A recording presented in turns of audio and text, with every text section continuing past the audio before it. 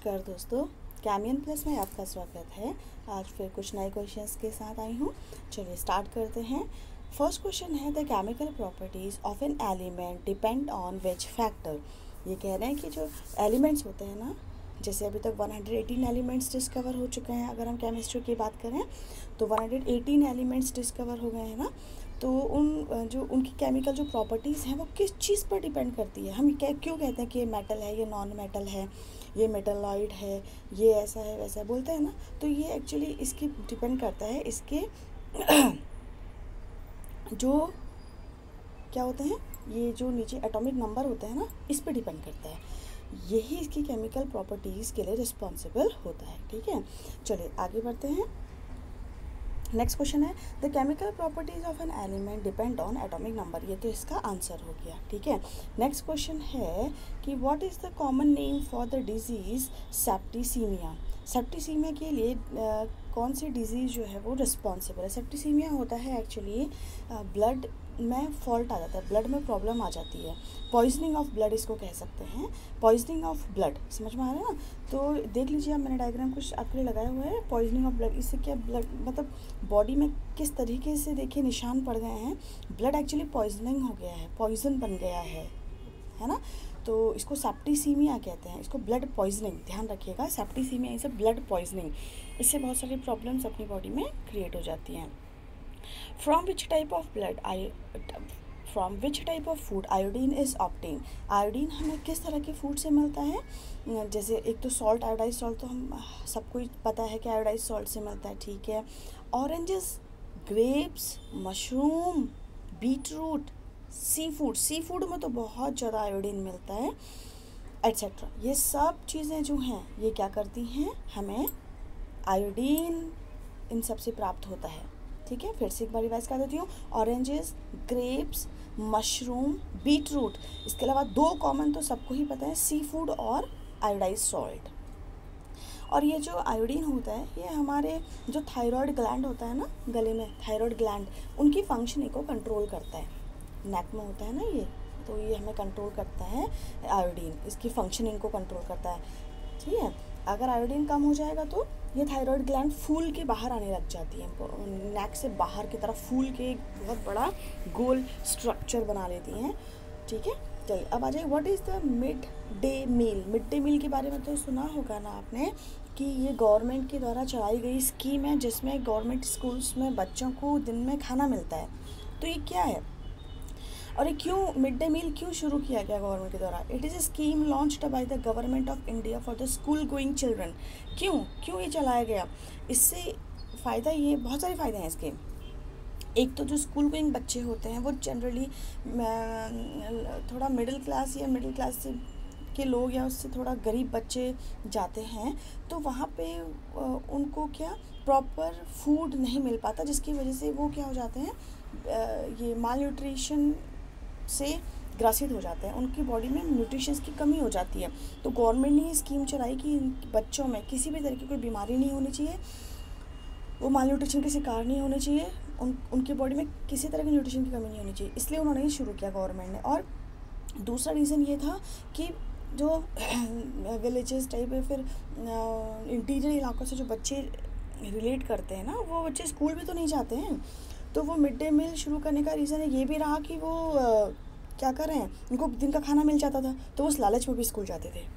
ठीक है, which type of lens is used in the magnifying glass. Magnifying glass जो हमको थोड़ा सा चीज़ों को बड़ा करके दिखाता है। ये मैग्नीफाइंग ग्लास तो हमने देखा है ना, जो चीज़ों को बड़ा करके दिखाता है। जैसे हम बचपन में सभी खेलते हैं, एक लेंस होता है उसमें सन के नीचे लगाते हैं तो मिनी सन की इमेज बन जाती है, एक मिनी सन बन जाता है ना, और पेपर को जला देता है। ऐसा होता है, देखा कभी, ध्यान दिया। तो वो मैग्नीफाइंग ग्लास ही तो है। ठीक है, तो उसमें कॉन्वेक्स लेंस बनता है। ठीक है, कॉन्वेक्स लेंस यूज़ किया जाता है उस मैग्नीफाइंग ग्लास में, उसको मैग्नीफाइंग ग्लास कहते हैं। चलिए next, why an iron nail float on mercury but sink in water. एक कील जो है वो मरकरी में तो तैरती है और पानी में डूब जाती है। इसका रीज़न क्या होगा कि आयरन की जो डेंसिटी है ना वो पानी से तो ज़्यादा है, लेकिन मरकरी से कम है। ये ध्यान रखिए कि मरकरी की खुद की डेंसिटी बहुत ज़्यादा है, ठीक है। तो पानी से डेंसिटी ज़्यादा होने की वजह से वो नीचे चली जाती है, और मरकरी की डेंसिटी क्या होती है, नेल से ज़्यादा होती है, जिसकी वजह से वो ऊपर फ्लोट करती है।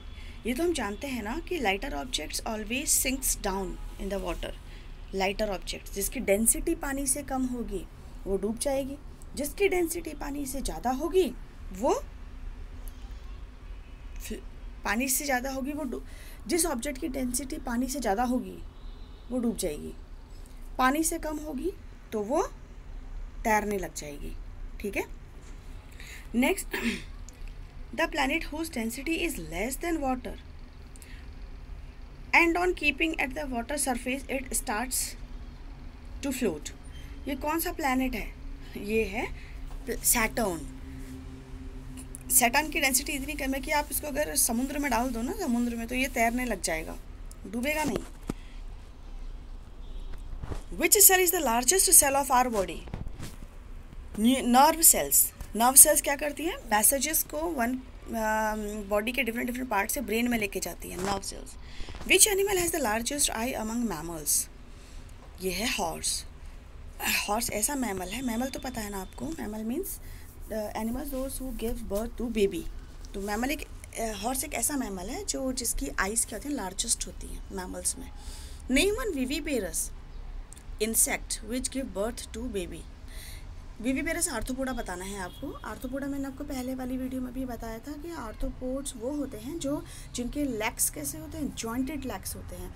जैसे जितने भी मॉस्किटोज़ हैं, फ्लाइज हैं, और जितनी कॉकरोचेस हैं, प्रॉन्स हैं, ना जाने कितने एनिमल, स्पाइडर्स हैं, एंट है, ये सब जो है आर्थ्रोपोडा से बिलोंग करते हैं क्योंकि इनके जॉइंटेड लेग्स होते हैं।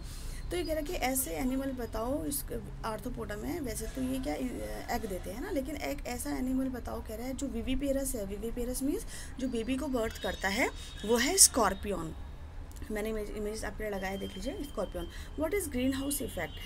लास्ट क्वेश्चन है आज का। ग्रीन हाउस इफेक्ट क्या होता है? देखो एक्चुअली देखो, पहले मैं इसको पढ़ के सुनाती हूँ आपको, फिर मैं इसको एक्सप्लेन करूँगी। It is a process by which radiations from the sun are absorb. Sun से जो रेडिएशंस आती हैं उनको एब्जॉर्ब किया जाता है by the green house gases and keeps the atmosphere warm and not reflected back in the space.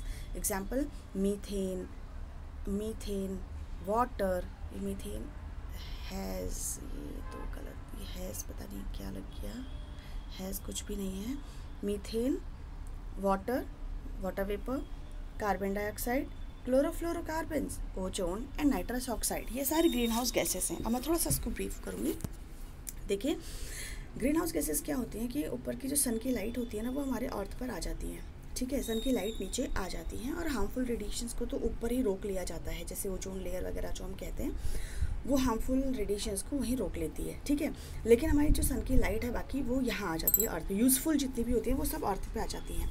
अर्थ पे आती हैं, यहाँ पे वो एब्जॉर्ब हो जाती हैं, वो रेडिएशंस और वो सनलाइट जो रेडिएशंस लेके आ रही हैं वो यहाँ ही एब्जॉर्ब हो जाती हैं, प्लांट्स के द्वारा, हमारे द्वारा, पता नहीं जो चीज़ें यहाँ पर उधर एब्जॉर्ब हो जाती है। पर कुछ रेडिएशंस क्या होती है कि इनको जब वो एब्जॉर्ब नहीं होती हैं तो वो उनको वापस जाना होता है इन द स्पेस, ठीक है, स्पेस में जाना होता है। लेकिन हमारे एटमॉस्फेयर में, हमारा जो ट्रोपोस्फेयर है, वहाँ पे क्या है, कार्बन डाइऑक्साइड की एक लेयर जम चुकी है, बहुत थिक एक लेयर है ऊपर, जिसे हम क्या कहते हैं, ग्रीन हाउस गैस, है ना। ये सारी ग्रीन हाउस गैसेस हैं, methane, water vapour, carbon dioxide. तो सबसे कॉमन जो ग्रीन हाउस गैस है ना, वो कार्बन डाइऑक्साइड है, ठीक है। ये जो गैस है, इसने क्या कर रखा है कि ऊपर एक थिक लेयर बना रखी है। ये लेयर क्या करती है, सन की लाइट को अर्थ पे आने देती है, लेकिन फ्रेंड्स ये वापस नहीं जाने देती है। ये वापस नहीं जाने देगी तो ये हमारे अर्थ को क्या करेगी, वार्म करेगी, यानी कि गर्म करेगी। अब जब ये हमारे अर्थ को गर्म करते हैं ना, ये अच्छा भी है। अगर ये ग्रीन हाउस गैसेज ना होती ना तो हमारी अर्थ क्या होती, बहुत ज़्यादा कूल, चिल्ड होती और शायद सर्वाइवल डिफ़िकल्ट होता।